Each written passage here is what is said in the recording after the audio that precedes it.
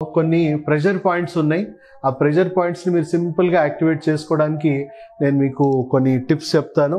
So మన శరీరంలో మన గుండెకి సంబంధించిన నాడి ఇలా అని ఫ్లో అవుతూ ఉంటుంది. సో మన గుండెకి దగ్గరలో ఉన్న నాడులన్నీ కూడా ఇది చాలా ఇంపార్టెంట్ నాడి, హార్ట్ మెరిడియన్ అని కూడా అంటారు. సో ఈ హార్ట్ మెరిడియన్ని ఈ ప్రెషర్ పాయింట్స్ని యాక్టివేట్ చేసుకోవడానికి, అంటే ఇవి చేయడం వల్ల ఏమవుతుందంటే గుండెలో ఉన్న ఎనర్జీ బ్లాక్స్ ఎప్పటికప్పుడు మనకి రిలీజ్ అయిపోయి మనకి గుండె అనేది రక్త ప్రసరణ కానీ ఎనర్జీ సర్క్యులేషన్ అనేది ఎప్పుడు కూడా ప్రవాహం అనేది ఫ్రీగా ఉంటుంది.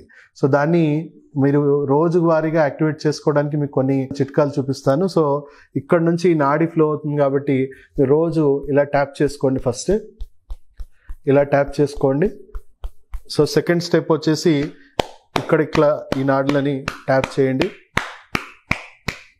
అలాగే రెండు వైపులో కూడా ఇలా ట్యాప్ చేసుకోండి.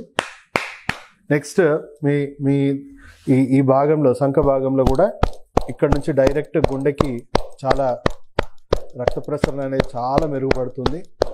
సో ఎనర్జీ ఫ్లో అనేది అంతటా ఉంటుంది కాబట్టి ఇక్కడ కూడా దీని ఆపోజిట్ సైడ్ కూడా మనం చేసుకోవాలి. పూర్తిగా రోజు మార్నింగ్ ఒక 5 to 10 minutes ఈ విధంగా ఈ ట్యాపింగ్ థెరపీ అనేది చేసుకోవడం వల్ల శరీరంలో ఉన్న నాడులు ఎప్పటికప్పుడు బ్లాకేజెస్ అనేవి, ఎనర్జీ బ్లాక్స్ అనేవి ఫ్రీ అవుతూ ఉంటాయి. అండ్ మీకు ఆల్రెడీ ఎమర్జెన్సీలో మీకే హార్ట్ అటాక్ వచ్చింది అనుకుందాం. సో ఈ ఎంబడే ఇక్కడ కానీ మీరు ఇమీడియట్గా ట్యాపింగ్ అనేది స్టార్ట్ చేయండి. ఫస్ట్ 4 minutes అనేది చాలా చాలా ఇంపార్టెంట్, చాలా క్రూషియల్. అంబులెన్స్ వచ్చేలోపు లేదా హాస్పిటల్కి వెళ్లే ముందే మీరు ఈ ట్యాపింగ్ అనేది స్టార్ట్ చేశారనుకోండి, అవుట్ ఆఫ్ 10, 8 జనాలకి వాళ్ళకు హాస్పిటల్ పోకముందే వాళ్ళకి హార్ట్ అటాక్ నుంచి ఇమీడియట్ గా ఉపశమనం అనేది పొందుతుంది. ఆ నార్మల్ సర్క్యులేషన్ అనేది రిస్టోర్ అయ్యే అవకాశం ఉంది. సో ఫస్ట్ 4 minutes ఎవరైనా కూడా మనం మన ఫ్యామిలీ మెంబర్స్ తోనో ఎక్కడో ఉంటాము, హాస్పిటల్లో ఎవరు ఉండము. సో హాస్పిటల్ చేరే లోపు దీన్ని మనం పాటిస్తే మీకు వచ్చిన హార్ట్ అటాక్ నుంచి కూడా మీరు నివారించుకోవచ్చు.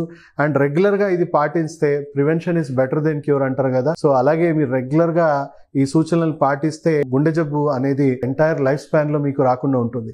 సో ఎవరికైతే వంశపారంపర్యంగా తల్లిదండ్రులు ఎవరైనా గుండె జబ్బులతో చనిపోయిన వాళ్ళు దయచేసి దీన్ని చాలా చాలా సీరియస్ గా పాటించండి. ఎందుకంటే జెనెటికల్ గా మీకు ఈ డిఫెక్ట్స్ వచ్చే అవకాశం ఉంటుంది కాబట్టి మీరు ఇవి పాటించడం వల్ల మీకు వచ్చే అవకాశాలు దాదాపు 100లో 90% తగ్గిపోతుంది. ఈ సెల్ఫ్ హెల్త్ కేర్ ఉద్యమం అనేది ప్రతి ఒక్కరం కూడా నేర్చుకోవాలి. మన ఆరోగ్యం మన చేతిలో ఉంది.